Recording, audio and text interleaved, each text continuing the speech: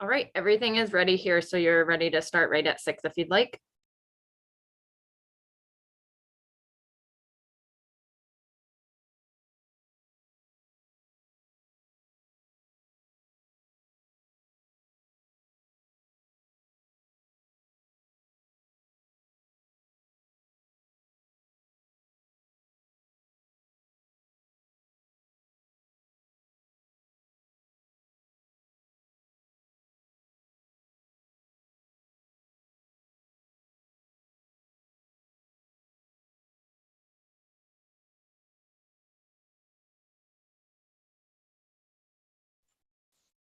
All right, can we promote Zoe Walters and Lauren Stevens from the attendees? They're both planners presenting today. Sure thing. Lauren and Zoe. Yep.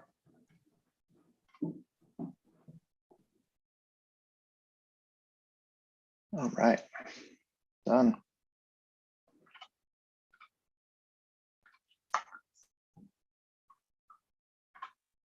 All right, it is 6 o'clock and let's get started. Good evening, everyone. Thanks for joining our meeting being held via Zoom webinar. When I call for public comment, please use the raise/lower hand feature to let me know you wish to be recognized. Our host will allow you to talk and you'll need to unmute your mic. If you have joined us by phone today, you can raise and lower your hand by pressing *9 and mute and unmute by using *6. If you are participating by phone, I'll call on you by reading the last 4 digits of your phone number. If you are participating by computer, I'll call the name that was listed when you entered our webinar. My name is Brandon Prinzing, and as the chair of the Design Review Board, I call this meeting to order on Wednesday, March 9th, 2022. Admin, I believe that's Amanda. Would you help us please call roll and determine if we have a quorum? Yes.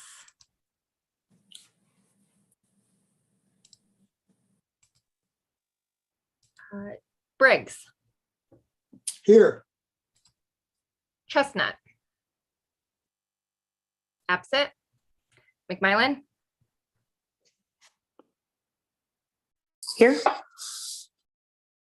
Prinzing. Here. Slobod. Here. Smith. Here. Thane. Absent. Top. Here.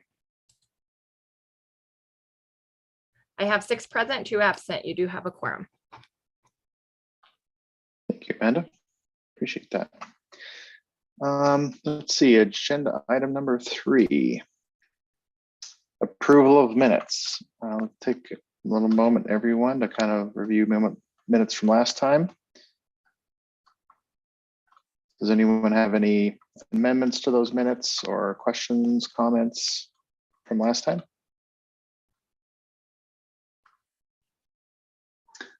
All right, seeing none, can we have a motion to approve the minutes, please? Someone would like to make a motion to approve. I'll make a motion to approve the minutes from last week. Thank you, Brian. Appreciate that. I'll second that second motion. Thank you, Ryan. Ryan Top presented the motion and Ryan Smith presented the second. We have a primary and a second. All in favor of approving the minutes, say aye. Aye. Aye. Aye. Aye. All opposed, say nay.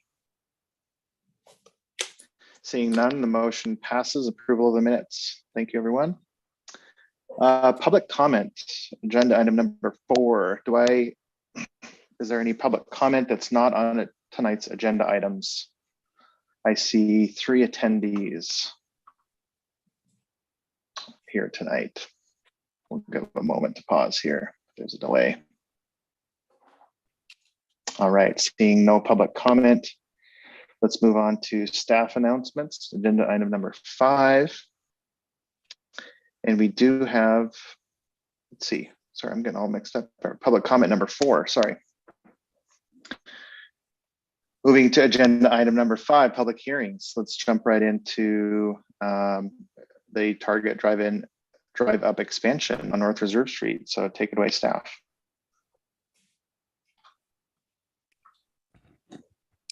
All right. Hello, everyone. Good evening. My name is Zoe Walters. I'm an assistant planner with Community Planning, Development, and Innovation. And tonight we will review a comprehensive sign package request for Target Corporation. Let me pull up my screen.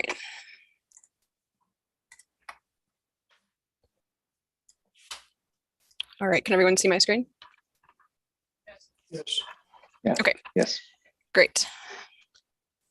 All right, so to begin, Paige Conner with Kimberly Horn has submitted a comprehensive sign package for design review on behalf of Target Corporation.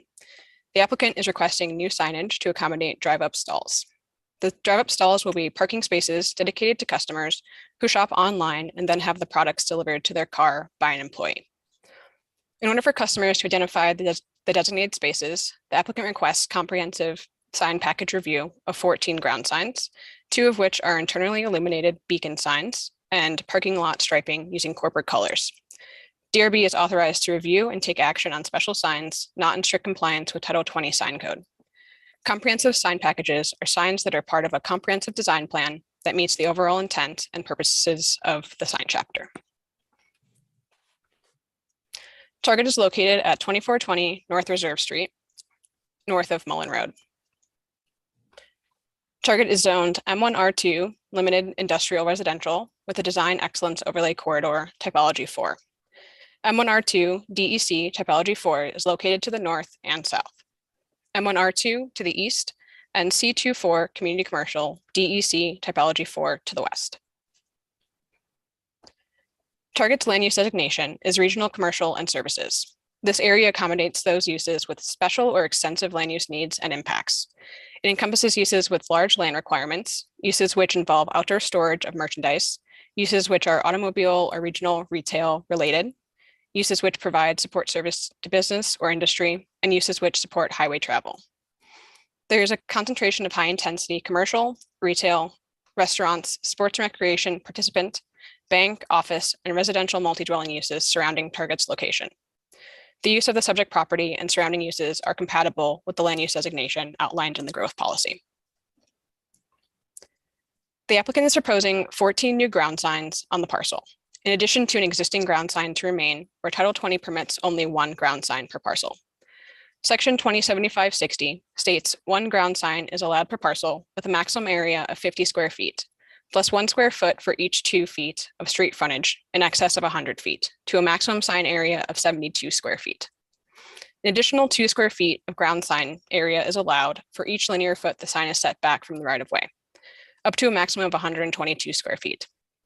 Any street frontage would allow for a 72 square foot ground sign. The position of a particular sign in relation to the right of way could allow for a maximum 122 square foot sign. The maximum height allowed for ground signs is 22 feet. There are 2 existing ground signs on the parcel that were permitted prior to this request for a sign package. One is located at the southwest corner of the parcel. This sign utilizes bonus area and is 116 square feet in area and 22 feet in height. This sign complies with Title 20. At the time the drive-up sign was permitted, it was viewed as a wayfinding sign. With a new proposal adding many more signs, staff believe the scope is changed, warranting comprehensive sign review. The sign is located in the space of a drive-up sign proposed with this sign package and will be replaced. The applicant is proposing 12 drive-up ground signs and 2 beacon ground signs. The signs are wayfinding signs that would be placed to direct customers to the numbered stalls for online pickup orders. The drive-up signs would be double-sided ground signs, each 5.2 square feet in area, and would be located in the 12 proposed drive-up stalls. These signs are not proposed to be illuminated. The beacon signs would be internally illuminated ground signs and would be placed at the ends of the parking row to designate the pickup area. The 12 drive-up signs in the sign package are double-sided. Each side is 5.2 square feet in area with a height of 6 feet. These signs would comply with the Title 20 ground sign maximum area and maximum height permitted in industrial zoning districts. The 2 beacon signs in the sign package are 4-sided, approximately 10 square feet in area, with a height of 12 feet. These signs would comply with the Title 20 ground sign maximum area and maximum height permitted in industrial zoning districts. Each individual ground sign would comply with the Title 20 ground sign maximum area and maximum height permitted. However, the number of signs exceeds the one ground sign permitted in the M1R2 zoning district. There are 2 existing wall signs on the building. However, a total of 5 wall signs were permitted with sign permits in 2020. 3 of the wall signs have not been installed at this point in time. Title 20, Section 2075-60 states 1 wall sign per building frontage is allowed with a maximum area of 50 square feet, plus 1 square foot for each foot of building frontage in excess of 50 feet. All approved wall signs comply with Title 20 zoning code in terms of number, location, and size. Though 2 wall signs are on the west building frontage, they are for 2 separate businesses located within the same structure, which is permitted. The comprehensive sign package does not include new wall signs or modifications to wall signs. All wall signs were approved by sign permits prior to this sign package request. This image is an aerial view of the property and location of all signs. This includes the 14 proposed ground signs, 2 existing ground signs, and 1 of which will be removed and replaced with the new proposed drive-through signs, 2 existing wall signs, and the 3 approved wall signs, but not yet existing. All signs comply with Title 20 sign regulations in terms of location, height, and size. However, only 1 ground sign is allowed per parcel. If all 14 new ground signs included in the sign package were installed, the parcel would have a total of 15 ground signs, exceeding the maximum number of ground signs allowed per parcel in industrial zoning districts. The applicant is proposing 14 ground signs used to direct customers to the designated pickup area and into a numbered stall for online orders. The proposal meets the overall intent and purpose of the sign code. The signs are used to direct vehicles to the correct location for online pickup and are properly placed for their use. Signs are double-sided to mark each drive-up stall without over-concentrating signs. The signs are not placed to obstruct traffic signs and are set back from the right-of-way. Only 2 of the signs are internally illuminated to designate the parking row, and none of the signs move. The growth policy land use designation, regional commercial and services, allows auto-oriented development, and these signs are installed for vehicular use. Though the proposed signs are considered ground signs, they are necessary for a new business model developed as a result of COVID-19. Oops, skipped the slide there. So staff received agency comment from the Missoula Metropolitan Planning Organization on March 2nd, after the staff report was published. The MPO proposes 2 recommendations to the applicant. These are not requirements. 1 is to relocate the pickup area to the southwest parking area to increase customer navigation of the parking lot and mitigate congestion and safety concerns near the store entrance. The second is to install no idling signs at all drive-up stalls to encourage customers to turn off their engines while in the drive-up stalls.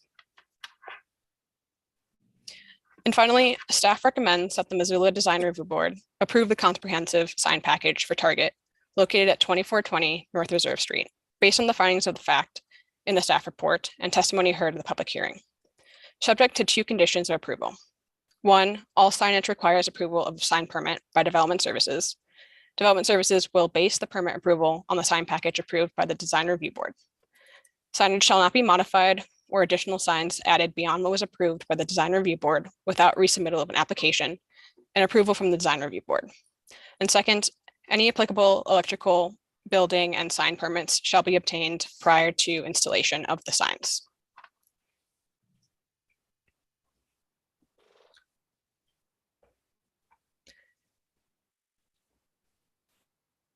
And Zoe and I are here for questions as needed. Great. Thank you so much, Zoe. Appreciate that.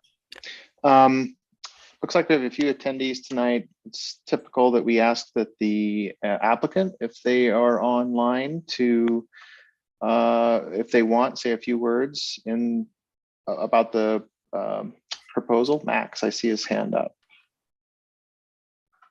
You're allowed to talk, Max. The floor is yours.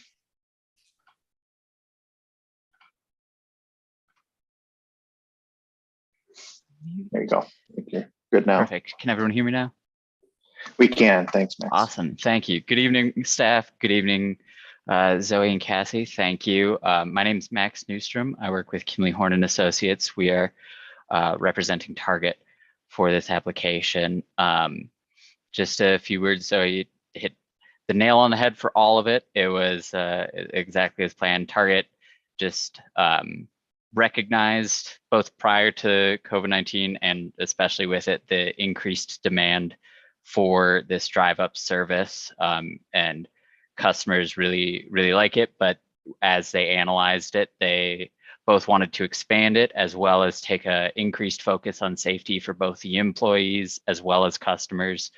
A part of their analysis for that was just the increased signage, specificity with designation of parking where you're at, and then additionally proposed, not a part of this comprehensive sign package, but is additional crosswalks and potential traffic control within the site. Just to Target took a very close look at the safety of, there's a lot of moving parts in these parking lots, and they've found that just the increased designation with wayfinding signage has helped greatly. Yeah, and I'm available for any questions as staff has them. Thank you. Thank you, Max. Appreciate that. Great. Let's see. Zoe, I think you're in charge of the slides here. Could you go back? I have a question about the recommendation, I guess, from the Metropolitan Missoula. Go back. Yeah. So help us understand this. So when they say southwest corner, are they suggesting completely moving the proposed location of this altogether? Is that what I'm understanding? Yes, that was their recommendation. And again, these are not requirements. Sure. And with the pedestrian path, staff felt that the current proposal is still safe. But yeah, they are proposing a different location. I think that would be closer to Panera there, would be the southwest corner. Southwest corner.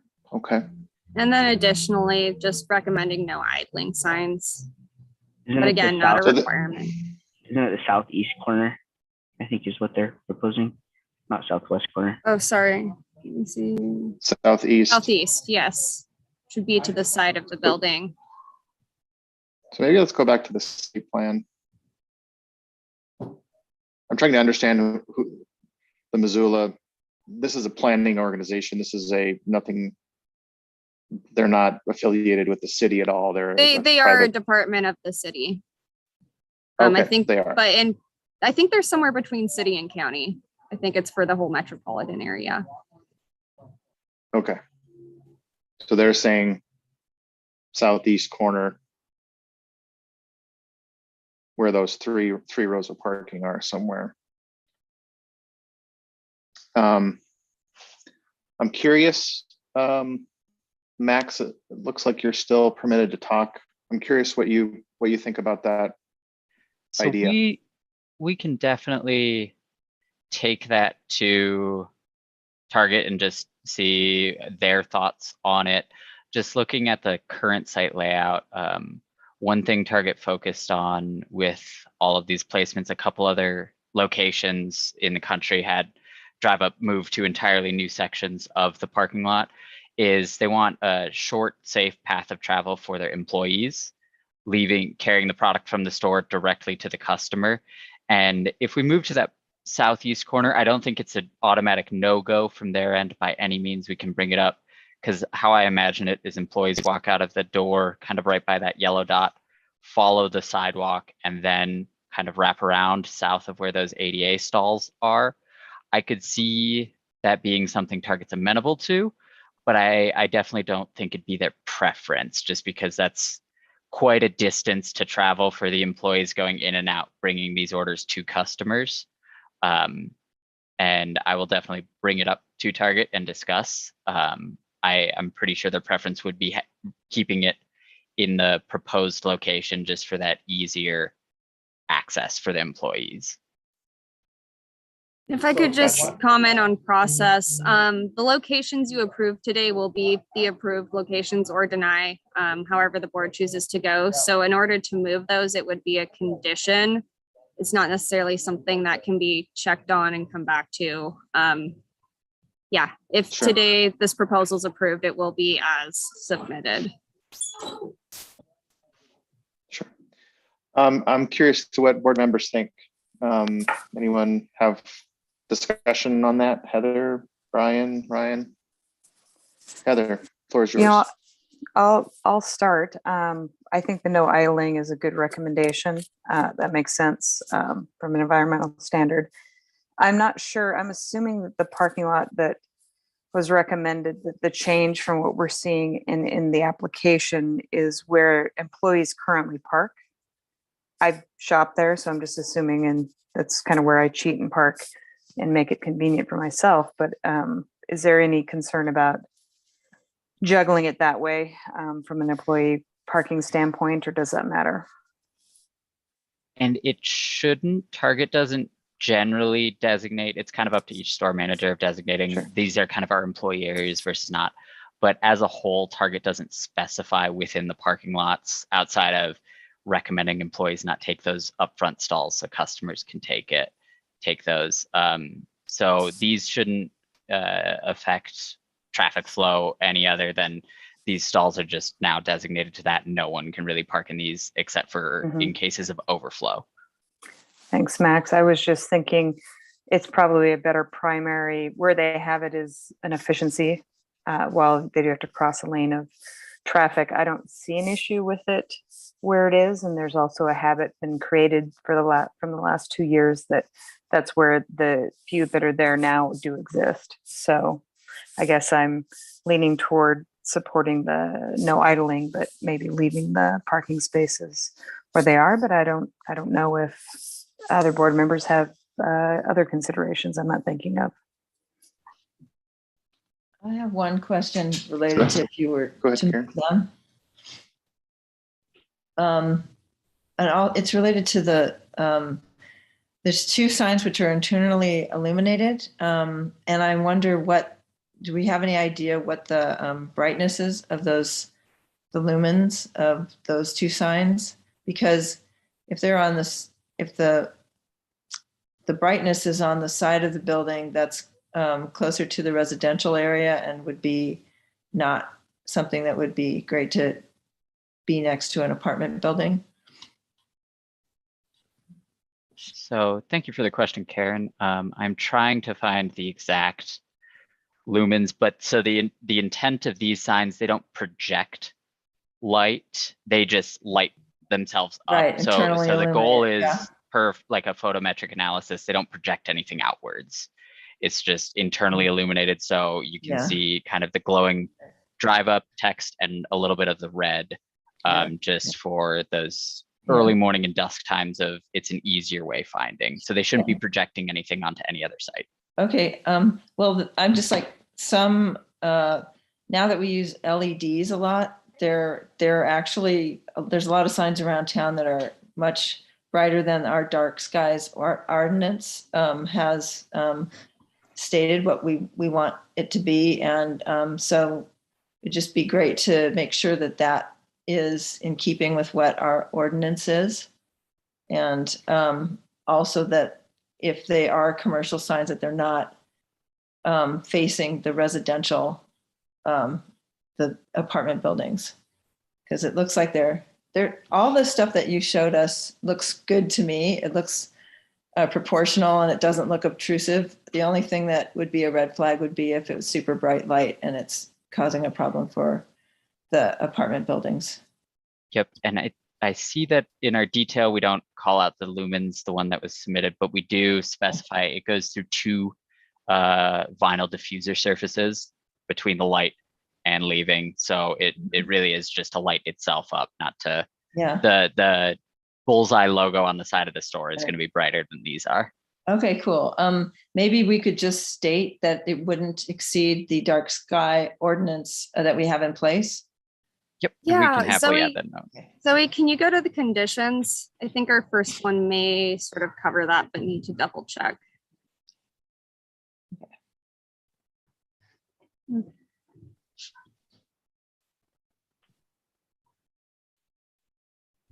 I guess we do say electrical building and sign permits. That is a condition you can add. However, they do just generally need to comply with all regulations, but you're free to cover your bases if you'd like to. Perfect. Good suggestion, Karen. Other board members' comments? I'd like to kind of hear other comments from boards, and then, you know, if Charles or Madsen or Paige would like to say anything, there's a couple of attendees here that are from the public. So Brian, Ryan, Don. Yeah, I'll jump in here. Sure. I don't have a major problem with the location that they're proposing, but I thought the recommendation from the Metropolitan Planning Organization kind of makes sense in large part because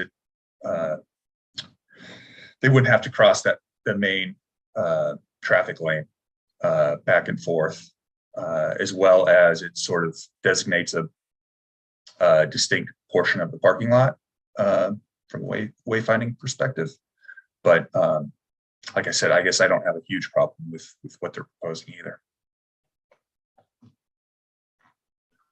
Yeah, thanks, Ryan. It's a good point. It is a busier thoroughfare between the building and where they're proposing it, and it's a lot less traffic, I guess. Secondary kind of circulation, vehicular circulation off to the side there. And I think if you go to the recommendation, there's maybe, you know, there's more ingress egress out of that area than centrally located. I'm with you, Ryan. I kind of see it either way. I see pros and cons of both, so I'm kind of indifferent. Don, Brian, anybody else? Yeah, I have a couple of comments. There Sure. is a in the files there was a link to a set of drawings that shows a lighting, a photometric plan, and just looking at that, there's definitely a little more elevated light in this area of the photometric plan, which I'm assuming is mainly due to the lighting fixtures that they're showing there versus the illumination of the signs. So I think even just with that knowledge, moving it closer to the residential area, to me would have more lighting, more impact on the residential area than where it's located currently. So and then as far as the pedestrian traffic, there's going to be, I mean, if you think about it, if people are parking there and staying in their vehicles, there would be less people crossing more than likely from one side to the other. So that's not necessarily a concern for me. The one question I have, I guess, is this might be more for staff, and it's more of a question of the regulations potentially. But in the regulations, it allows minor signs that are under 6 square feet that doesn't have to get a permit. And so I was just wondering why these wouldn't qualify under a minor sign. I know that there's more than what's allowed for minor signs, but I was just curious where the line is there.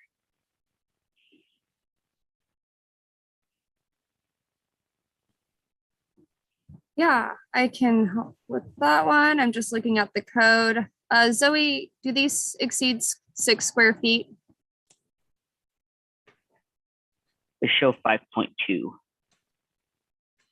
Yeah, so the drive-up signs are only 5.2 square feet. I have an item. Spencer Stark. I'm a planner with CPDI. These signs have over 50% commercial messaging on them, and therefore they don't constitute a minor sign. Okay, thank you. Additionally, only 6 are permitted, and they are proposing more than that.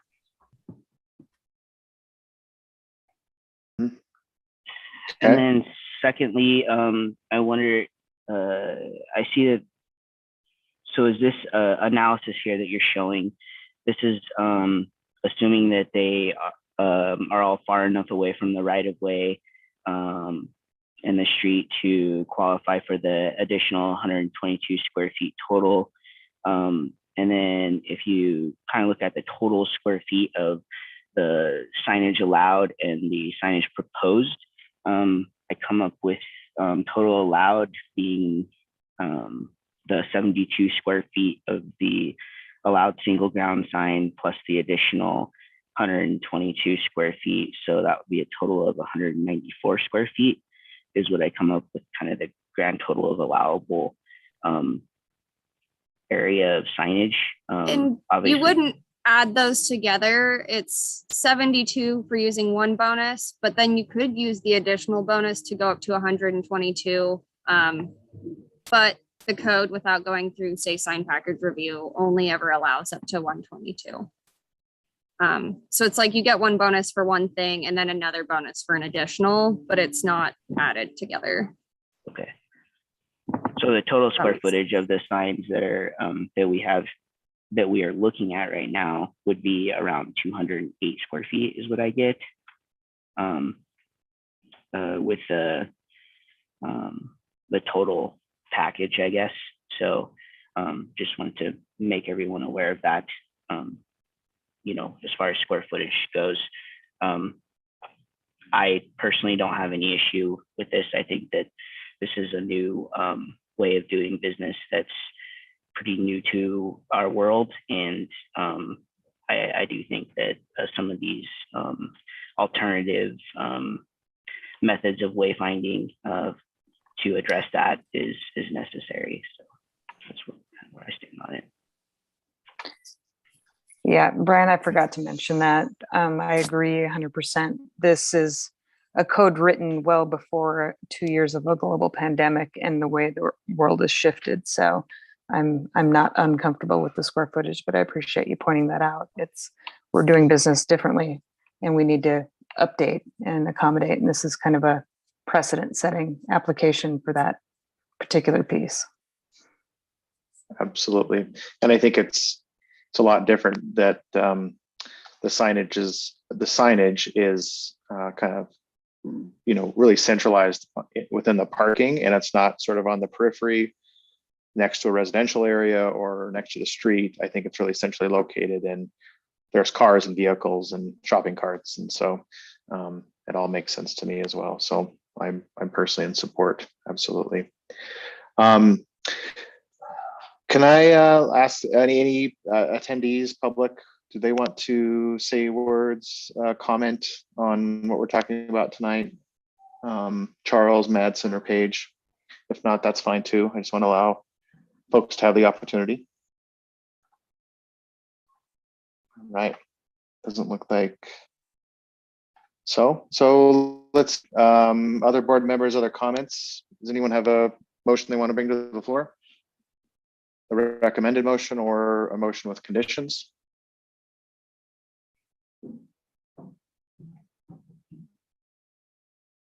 Heather? I'm gonna give it a shot. I always want to make sure I do this right, but I do want to make the staff recommended motion and also, correct me if I'm not doing this right, add the condition we talked about to ensure it complies with the night sky regulations. Probably on the motion second part of the motion. Yeah, would you, I can craft some language really quick if you give me about 1 minute, if that would be helpful for reading a condition. That'd be great. Heather, just to Yes. interrupt real quick, did we want to Please. consider the no idling addition to the sign? Yes, I'm sorry. I thought that was included. Thank you, Ryan. Also, Cassidy, if you could do that as well. I also think that's It's a big good deal. idea. I agree. So we have 4 total conditions. The 2 conditions recommended by staff and 2 additional conditions, the non-idling and the dark skies ordinance. Yes. So we'll give you a minute, Cassie. Craft some language. Put you on the spot.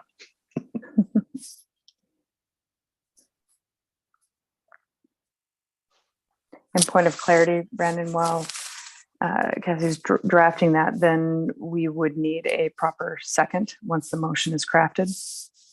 Absolutely. Okay, great, thanks.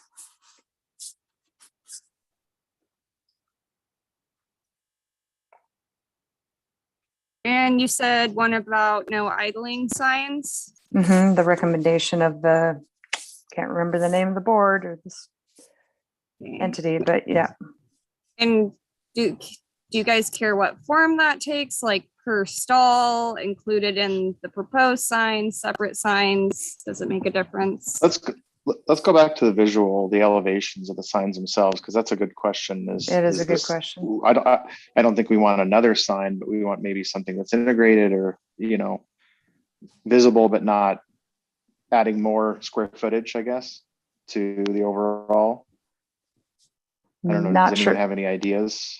Not sure this is appropriate in the middle of crafting the motion, but maybe asking Max applicant, is there a way to do it? My preference would be that anybody can see it, meaning pulling up to the stall itself and you can see, please turn off your engine or no idling. I don't think that people are going to catch it when they drive by those two bigger signs on the ends, but is there a way to do that? So I believe the app, as it's walking you through the process of park at this spot, I believe it does say turn off your car as a part of that. But included with that, I think it would go on the post and panel signs. We would just add a no idling piece of text, either under that drive up text in the red or under the big 2 and the following text there. But I think we would have that at individual spaces. We could make that fabricated. Great. I think that works Great. much better than placing it on the beacon anywhere. Agreed. Yeah. Thank you. I think if it was within the existing footprint of what you're proposing, Max, in some text there, I think that seems pretty appropriate. And I like that you've put it on the app too. That makes a lot of sense. And we'll try and make it not some sort of garish yellow that hurts everyone's eyes or something. Appreciate Okay. that. Last question, is that per stall? That it would face each stall. Yeah. It would be on each sign, right? Okay. Each of the sign, 14 each side, or each of the 12 signs. on both And sides. On both sides. Thank you. Almost done.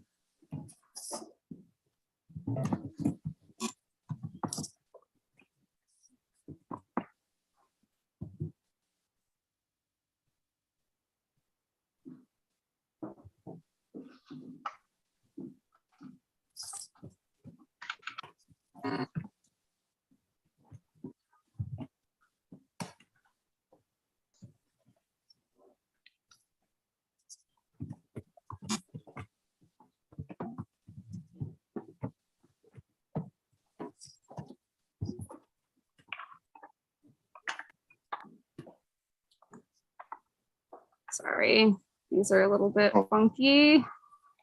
You're We fine. appreciate your ability to craft it real time. No worries.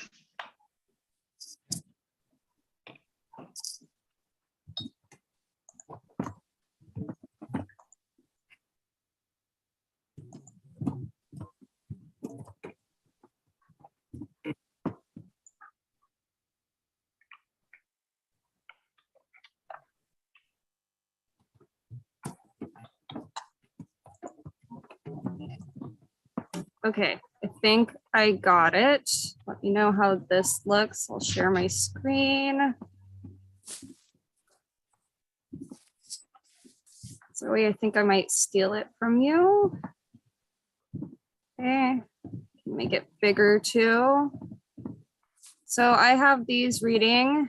The applicant shall demonstrate compliance with the Missoula Outdoor Lighting Ordinance, which is the name for our dark skies ordinance, for illuminated signs approved with the sign package, subject to review and approval by development services prior to sign permit approval. And the applicant shall include language stating no idling on both sides of each of the 12 proposed drive-up signs, subject to review and approval by development services, to be included with the sign permit application prior to sign permit application approval. How's that sound, what Heather? you guys were going for? So moved. Great. We have a motion on the floor. Thank you, Heather. Thank you, Cassie, for that. Can I get a second on the proposed motion? I'll second that. I'd like to second. Ryan, thanks for seconding the motion. And last but not least, debate and consideration on the motion. We have the motion on the floor. We have a second. Would anyone like to debate or comment on the motion on the floor? Board members or attendees?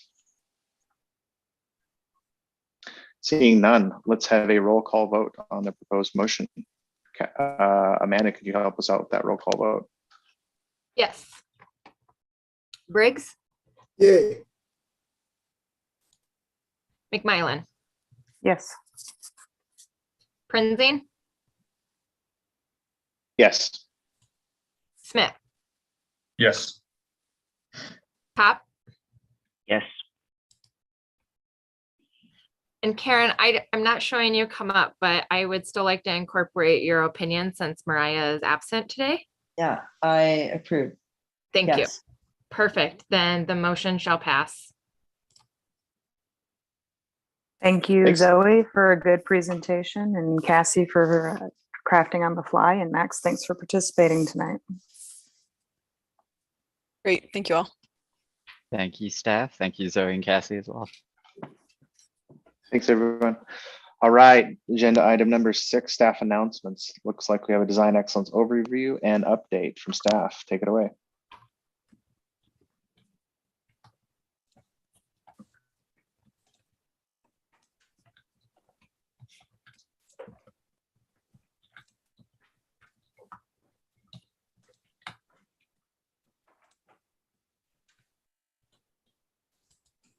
Sorry, I've been in a different program for the past few weeks. So where's the share screen? Oh, right there, right in front of me. Okay, good evening. CPDI, so current our community planning, development, and innovation staff have prepared a presentation in response to requests from members of this board to discuss design excellence and the DRB's involvement. Presenting this evening is Emily Gluckin, Lauren Stevens, and myself, Spencer Stark. So the outline of this presentation is we would first like to provide a design excellence refresher, along with a few case studies of projects that we have reviewed, and some application updates and this shouldn't really say revisions, but how we're tracking and potentially will be informing upcoming code revisions or targeted amendments, depending on the outcomes of those that information. So generally, the design excellence is a zoning overlay. Zoning overlays superimpose existing zoning districts and supplement the underlying zoning with a range of standards. Design excellence provides building and site design standards for development within sub-districts. These regulations are geared to increase the pedestrian experience and complement the existing area character. The overlay is a place-based regulation as opposed to a use-based zoning. The overlay considers the context of the surrounding area and regulates design in order to establish a standard pattern of development. The regulations are scaled to reflect the cultural and economic importance of an area, with downtown being the most prescriptive and corridors being the least. The city adopted this program in response to increasing concerns regarding development that was and is potentially significantly out of character with the surrounding area. The structure of the regulation is built to allow for flexibility while preserving the integrity of Missoula's character. The overlay is an outcome of existing policy and plans for the areas of concern contained within the overlay. So the overlay contains 2 districts, the downtown and corridor nodes. The overlay is further subdivided into 5 sub-districts for the downtown area. These include downtown north, the downtown gateway, the hip strip, inner core, and downtown outer core. The corridors are also divided into 4 separate typologies with 7 nodes, and nodes are designate key intersections along these corridors. All projects within the overlay are subject to the design excellence standards. Development that occurs within design excellence will either be subject to a zoning compliance review or a design excellence review. A zoning compliance review is concurrent to the building permit and utilizes the standards to determine compliance. Design excellence review occurs before a building permit and includes the review of the standards and applicable sections of the manual to determine compliance with the overlay. Design excellence review is required in all downtown districts, as well as in typology 1 and in all nodes. Design excellence review is also required for any conditional use applications within the design excellence overlay, and for projects with design variation and projects proposing heights above the base zoning. The remaining sub-districts trigger review based upon the square footage thresholds represented on your screen. The design excellence overlay requirements are explained within the design standards, which are the Title 20 regulations that are applied within the overlay. These standards are quantitative and measurable. They're prescriptive and administered by staff via the zoning compliance review. The design guidelines are more fluid and context dependent. They are qualitative, flexible, and are used to complement a design excellence review and are crucial in the consideration of a design variation. Design variations are distinct from variances. Variations are proposed deviation from strict compliance with the overlay regulations. The variation request typically includes an alternative design that meets the intent of the standards and utilizes the manual to explain how the intent is being met. The design variation request and the alternative design are extended by staff or by the design review board to determine if the project is consistent with the intent and the guidelines. The design guidelines are provided to help applicants and reviewers determine why standards are in place and provide a framework about how alternative design proposals can satisfy the intent of the provision being varied from.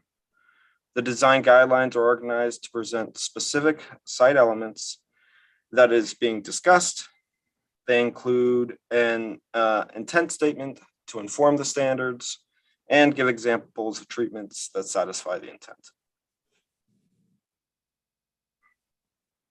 So the design excellence review can involve the design review board in a range of ways.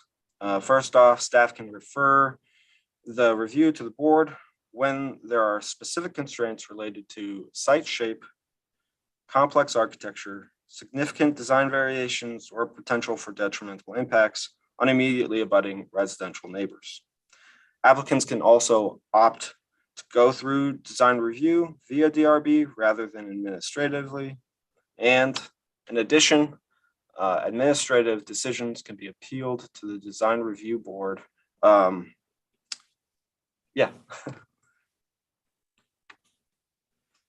So the design excellence review is similar to that of the alternative compliance review, which I believe all of you are familiar with from last month's design review board meeting, except that the criteria is pulled directly from the standards rather than the alternative compliance criteria.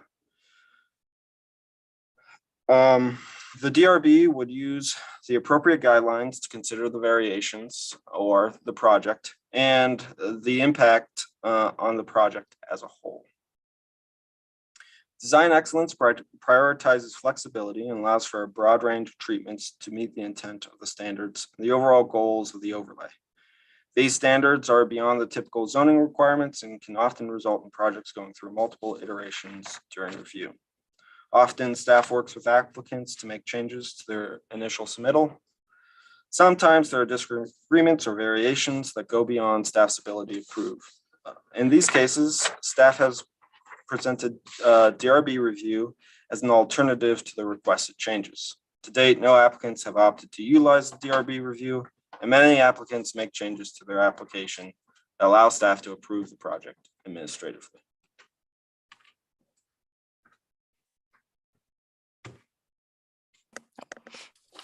Hi, I just want to check, can everyone hear me okay?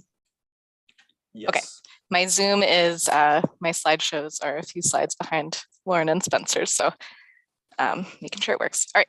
Hi, everyone. My name is Emily Gluckin, and I'm an associate planner on the long range planning team in CPDI.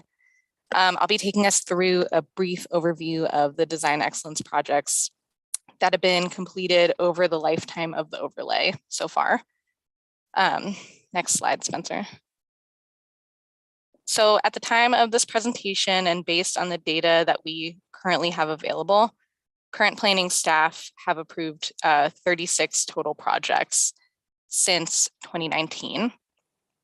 6 projects are currently under review by staff and 5 applications have been withdrawn from the review process. And these totals do not include projects that are within the design excellence overlay, but are reviewed for compliance with the standards through a building permit process because they do not trigger a threshold for the full design excellence review. Next slide, please. Of the 36 approved design excellence review projects, there is an even split of projects approved with design variations and those approved without a design variation request. Yeah, next slide. Thanks. And also of those 36 approvals, the majority have been projects located in the downtown inner core, followed by corridor typology 1. So to zoom in a little bit, Spencer, Lauren, and I will be taking you through the case studies of 4 approved design excellence review process or projects. We have generally organized these case studies from less complex to more complex. And the intention of this is to give the board an idea of the staff review process and some of the decision-making surrounding design variation requests that goes into that review. Next slide, okay. Our first case study was chosen to provide an example of a straightforward residential project with close conformance to the design excellence standards. This project is located on South Avenue West and is within design excellence corridor typology 2. And in this case, design excellence review is triggered because the gross floor area of the structure was over 8,000 square feet. So it triggered that threshold. And previously, before this project, the parcel contained a single family home and some storage facilities, I believe. Next slide. This project included new infill construction of 12 multi-dwelling units, as well as a new parking lot and a new landscaped areas on the site. This project met all design excellence standards except for one, and I'll discuss this in the next slide. And it produced a building that was fairly consistent with the architect's typical style, while also providing things like glazing and natural materials on the building, and provided an active relationship with the public realm, given that the building was close to the street and the parking was in the rear. So these are all elements of the design excellence review that staff is looking for. Next slide. The one approved design variation was to the mass variation, mass variation standards of design excellence, of which the intent is to provide visual interest and a human scale to otherwise large and monotonous building facades. And this is achieved by using design features that create clearly identifiable elements. Per the code, you can achieve this through things like height variations, increased setbacks, or upper floor setbacks, and there are measurement rules for each of those methods. So in this case, the applicant used the increased setback option, and their proposal was 5% over the maximum building width allowed to be setback. So the standard calls for a 70% maximum of the building width to be setback, and this was 75%. And it was also set back 3 feet instead of the required 5 feet. Staff found that the overall combination of the mass variation that was provided facade articulation provided through balconies and the material coverage on the building facade work together to appropriately satisfy the intent of the standard being varied from. Next slide. This next case study is a project located at the corner of West Broadway and Maple Street. And this is in the Maple Street Commons development that's currently being built out right now. And it is in the Design Excellence Overlay Corridor Typology 3. Next slide, please, Spencer. This project included new site and building construction of a medical clinic that was over 17,000 gross square feet, so also triggering the need for design excellence review. And it was approved with 5 design variations. And just to preface this, the application of standards in typology 3 can generally be more modest, and this is described in the design manual, since pedestrian activity is not anticipated to be as high in these areas. Next slide. The first variation that was approved for this project was to the build to width standard. The intent of the standard is to regulate the width of buildings along a street to frame the public right of way with a legible street wall, as well as to provide a strong visual and physical connection between the public and private realms. This standard, as written in the code, requires 40% of a building to occupy the build to zone on a primary street. And in this case, that was West Broadway. And this proposal showed the building occupying 38% of that build to zone.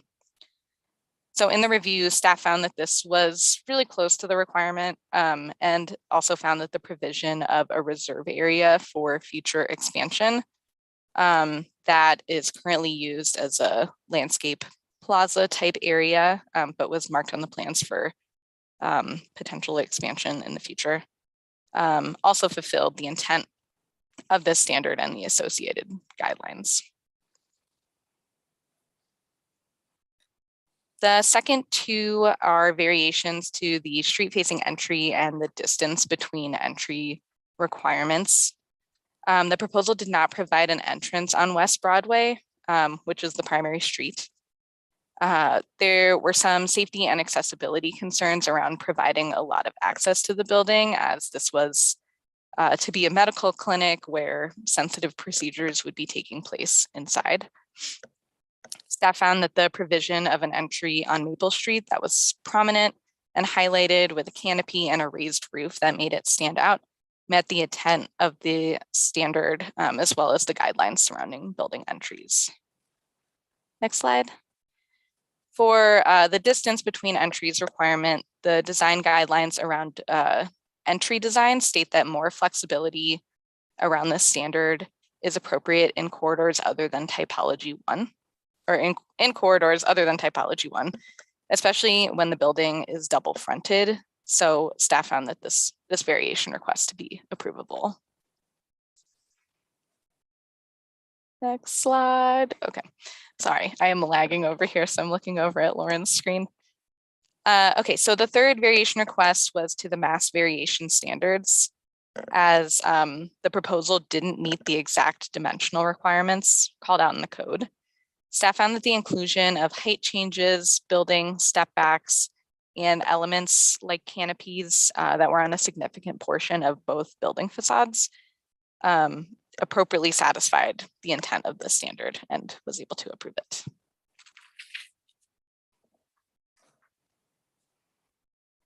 The last variation request was for glazed area, of which the intent is to provide visual interest along the sidewalk, passive surveillance, and provide a visual connection between the public realm and the building.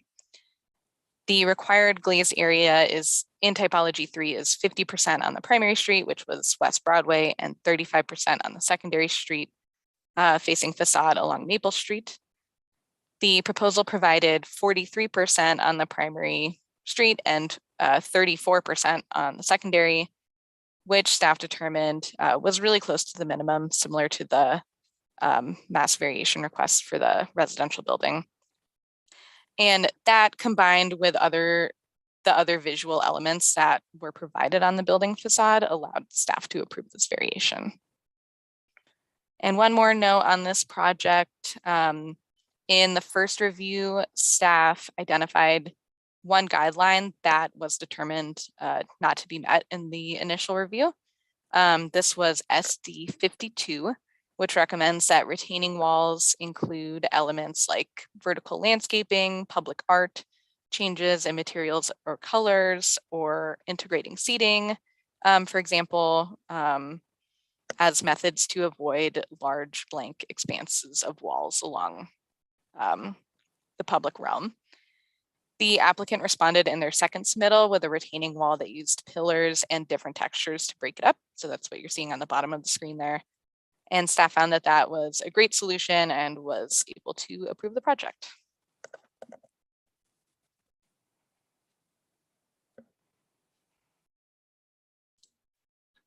The next case study is in regards to the Wheat Montana drive-through at 3rd Street and Reserve Street. Wheat Montana applied for a drive-through. The drive-through required design variations as well as variances from the Title 20 drive-through standards, the right-of-way setback standards. In particular, the initial submittal that the applicant provided required some revisions in regard to several key items.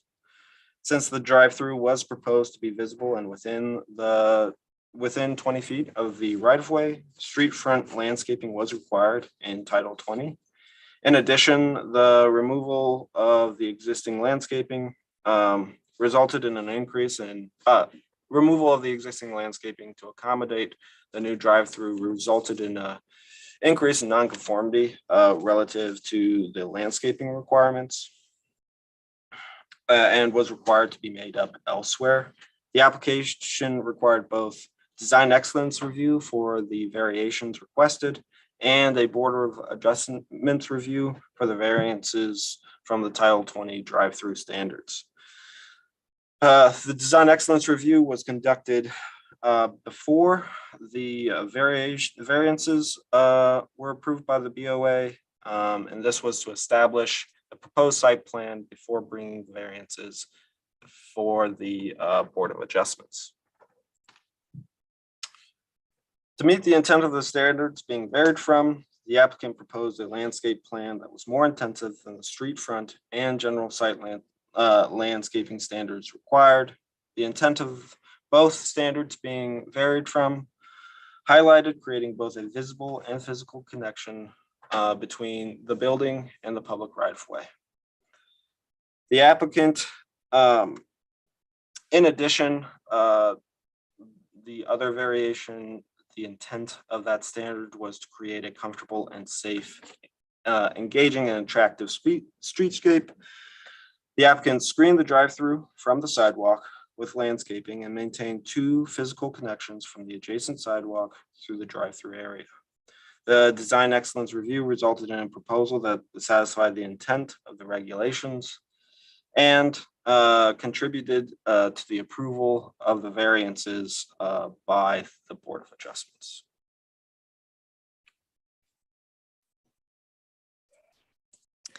All right. Good evening, everyone. My name is Lauren Stevens. I'm an associate planner on the current planning team here in CPDI. And our last case study tonight is the Missoula International School. So the Missoula International School was an adaptive reuse project that repurposed an existing warehouse building on South 3rd Street West. This property is located within the Design Excellence Corridor Typology 2. The International School was a more complicated project that required several iterations between staff and the design team. And because they were opting to reuse this existing structure, that contributed to challenges in meeting the design excellence standards. Ultimately, the International School required design variations to the street-facing entrance requirement and the ground floor glazed area measurement. The use of this building as a school also necessitated these variations to help ensure privacy and safety for the students. Next slide, please. So the main entrance to the school was proposed to be on the side of the building rather than along the street to enhance security for students and faculty. Staff found that the intent of the standard being varied from the street-facing entrance was met by extending the main entrance canopy out from the building to make it visible from the street, as well as adding landscaping, a trellis, and interesting windows along the front of the building to create more visual interest. And then meeting the required glazed area was challenging due to the structural requirements of the building. As an existing structure, only so many openings could be added while still ensuring the structural integrity of the building. The intent of the ground floor glazed area is to provide visual interest, and staff felt that this was also met by increasing the street level interest with the landscaping, trellis, and uniquely shaped windows on the front facade of the building. So next, we'll just talk about an update that we've got to the applications and then some next steps moving forward. All right, so previously the principal form submitted for design excellence review was a checklist that focused on the discretionary guidelines from the Design Excellence Manual. There was not a designated place for the applicants to show their compliance with the prescriptive design standards in Title 20, aside from the building site plans and elevations submitted with the application. This was often confusing to applicants because not every guideline is supposed to be applicable to every project, and they were often tailoring their application to the guidelines rather than the standards. This additional application document provides an easy way for applicants to address the standards. The layout of the application follows the order of the standards as they're listed in Title 20 and clearly states the requirements, applicability, and measurement rules for each specific sub-district of the overlay. Adding this new application to a design excellence submittal will streamline the review process for staff or the design review board and help tie together all of the elements of the overlay.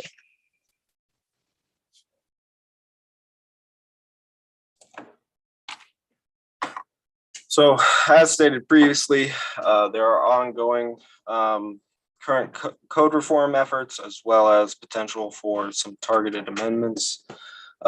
Staff will continue to collect and compile data of the projects completed thus far and document the submittals, the changes over time, and obstacles that applicants can face while going through the process, as well as examine the final products for conformance with the goals and outcomes outlined in design excellence.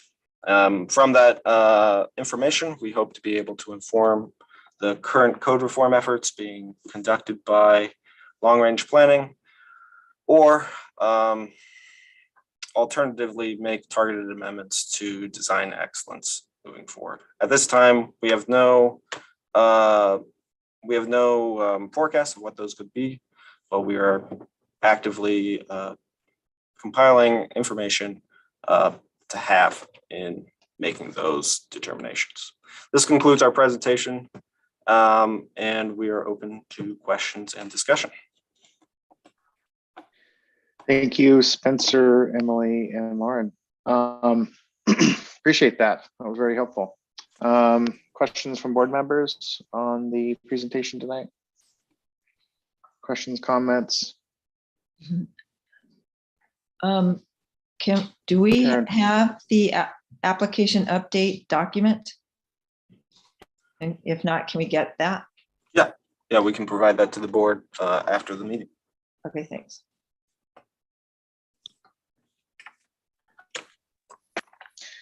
I have a question on the application, and maybe we can just review this afterwards, but is it pretty clear on the application, the kind of two different methods to have their project reviewed, either administratively or opt to go to the design review board? Is that something that's kind of at the front?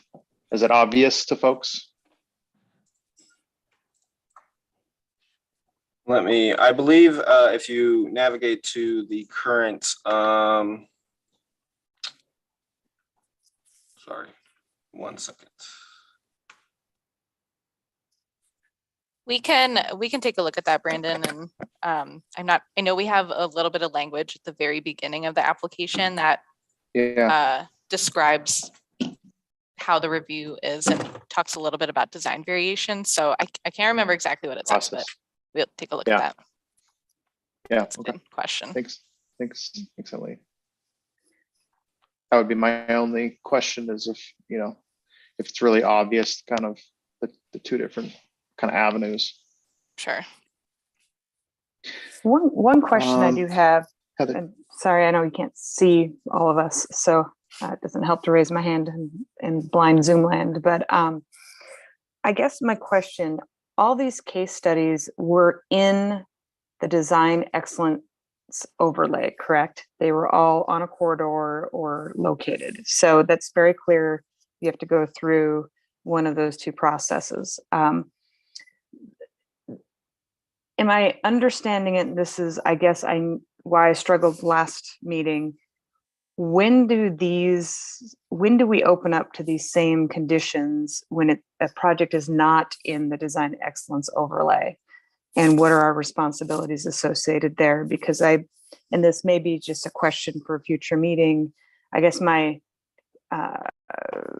challenge was that I didn't know what our boundaries were if a project's not in the overlay and they're asking for variance from Title 20 on, one piece, the open space. Does that open them up to everything very similar? And so they can be reviewed holistically, like a project in design excellence? And maybe I'm just starting to slur it if I go any further. I guess I just wanted to clarify our roles and responsibilities on projects that don't exist in the overlay districts. Yeah, I will, I'm gonna just repeat back what I've heard from you, and you can confirm whether or not that is what you're asking. So, so in a design excellence review by DRB, the project is reviewed for the variations and those elements impacted by those variations holistically. A alternative compliance design review looks at a specific subset of criteria and examines solely those elements that are requesting to be varied from. So, so the option, because of and I think this is probably likely because of the robustness of the manual and the guidelines, the standards, and those are, large documents, while oftentimes alternative compliance projects are looking at a very narrow scope of intents and applicability that only apply to those criteria. So in the example, I believe from last month was the activity area, and the continuous area of the activity area, the design review board's scope of decision-making would only pertain to that item.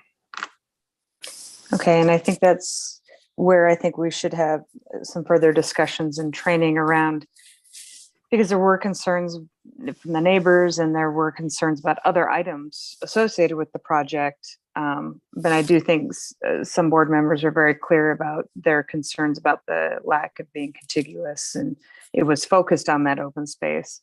But I do think I don't know what our boundaries, I didn't understand our boundaries to go beyond addressing the open space, right?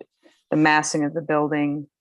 And there's some very, very distinct things in Title 20 that we went back to. And so I guess it can be I can talk with staff or do it offline.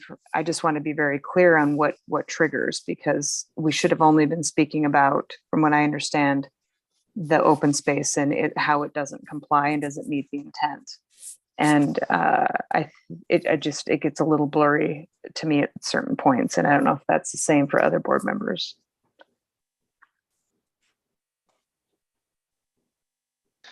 I see Cassie's hand up. Go ahead, Cassie. Yeah, I can just add a little bit about that. I think when staff are reviewing these variation requests, we really look at the intent and the idea of meeting it through alternative methods. So for example, on that mass variation one, they looked at citing because it helped meet that intent. Whereas, so that's sort of still in the scope. Whereas maybe looking at landscaping not on that facade might not have been. So I think as long as you can tie it back as that piece is an alternative method to meeting the intent, that's really within the scope. Does that kind of help? Yeah, it's helpful. I still think it was a little squishy, for lack of a better term. And I just want us to be really dialed in on what we do and how we address if we're denying something, or in having to put that in writing, that we're really accurate with those decisions and those votes. So that is helpful it's a variation, a zoning variation, basically.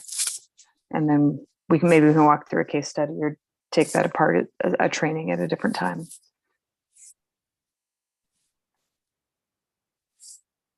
I'd like to just bring something up that's sort of related to what we're talking about. So I am, I've been traveling for the past couple of months, and I was in Berkeley, and I had an opportunity to meet with the head of the design review board in Berkeley, and just talk to him about his take on how the board operates there. I have had experience with these different boards around certain states, and especially in California. And generally speaking, they don't work the same way that Missoula's board works. It's if there's a project that's of substantial size or has unusual visual characteristics, or might have an impact in the community in terms of the character changes, then it does go to the design review board generally. And sometimes they have about 5 different review iterations while the people get their designs together. And we're not doing that because the staff is doing what would often happen at the design review board in conjunction with the staff. And that seems appropriate because we actually are newbies on this. And I would just like to I'd like to feel really comfortable that our board is up and running in a way that we could address larger projects. For example, the 12-story Missoulian redesign that's going to be the housing and retail area. Normally that would absolutely go to a design review board. So the fact that we wouldn't maybe know what to do with it if we got it, because we haven't had that much experience. And I don't know if everybody's read the design guidelines and standards and is really familiar with them and understands signage. And I feel like it would be excellent for us to do a meeting or two where we actually go over the key points besides your review that you did today that was really great, about what is entitled what's in our purview and what we need to know. We should have a bigger training on that, I think, before we get handed any large projects. And then I think that would be a good time to start giving us some more things to review. And I know that I have some urban planning visual tools. I have diagrams and things like that of best practices. And I bet other people have some really good tools, and probably planners have some great tools. And I feel like we should have, a little bit more training in terms of that, and maybe a practice session. You know how they have mock court sessions? I don't think that would be bad for us either. I want us to be really professional and do a great job for the city. And I feel like if we're not super trained, your guys are not going to give us stuff, and we're not going to be able to do our job very well. So just that thought.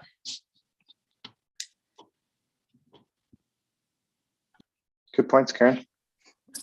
And I will add, this was super helpful for me. I mean, I've understood the design excellence overlay, and I know some of those projects and the nuances you guys point out, super helpful. So kind of more of that, and then going deeper, as Karen said, just prepares us and makes us be a better team member overall. Yeah, I think the only good point, Heather, the only comment to what you're saying, Karen, is I don't know if that's how the design review board was envisioned to operate here in Missoula. So I don't disagree or agree with you. I'm saying that Missoula, these are the rules set in place with this board. So I think it's a larger conversation and a continued conversation and an evolving, hopefully an evolving conversation. So maybe we could ask, probably speak for, oh, go ahead. Probably could speak for everyone, but we're just here to help. Yeah. You know, we just want to help in any way possible. Yeah. So we volunteer our time and our expertise, and we're here to help. So probably leave it at that. Karen, go ahead. Yeah, just wanted to ask planners, is that how you feel? Do you feel that we could use more training? Do you feel that you guys want to keep holding on to that, and we'll be doing not too much review? What do you planners think? So just to back up a little bit, yes, the program was designed, I think, in its initial conception, and Emily, you can correct me if I'm wrong, but to be mainly administrative and review. This was in response to just some concerns over timeline of reviews, and it's a new program within Missoula. And then the way in which the DRB was utilized in the program were for very specific cases. However, to board member Slobod's point, I think these are highly nuanced, complicated projects, and that it would be unfortunate for a highly nuanced, complicated project to come before this board, and a large portion of the energy expended on reviewing would be familiarizing ourselves with how to review. It would be much better to spend that energy on actually reviewing the project. So the call for training, the call for inclusion is definitely received by staff. And this isn't, also to clarify, this isn't staff necessarily trying to hold on to the review, but the way the code is written there's pretty specific parameters in how to involve the DRB. And that is the constraint that we're working with. Emily, would you add anything to that explanation? No, I think you about covered it, Spencer. I think the gist of it is that this is the way that it's laid out in the code right now. And like Spencer said, it's for these pretty specific instances that we haven't experienced any projects that have not been able to make it through an administrative review with staff. I think this could be a discussion of changing that criteria in the future, or changing how the board is structured to be more inclusive.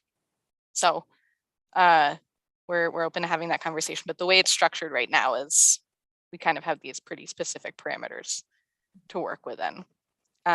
But that being said, I think training is always a great thing, and we would be happy to dive deeper into a project with you and really get into the details on that. I have a question. Ryan, go ahead. As part of your analysis of projects that have gone through the process, are you guys going to be contacting the projects that pulled their permits, and perhaps to maybe understand reasoning why the projects were pulled? I'm just curious of how it's related to the process or the requirements. On our end, we hear a lot of different opinions on stuff. So I was just wondering if you guys are going to plan on doing that. I don't know if we can speak specifically to process, as we're pretty early on in our efforts to examine the efficacy of the program and any potential changes that could be coming down the pike. But I believe that would be a good place to start, especially for those individuals who did not find success going through the program and what their reasoning was. At least to just know, and if anything fruitful comes out of those conversations, we would definitely benefit.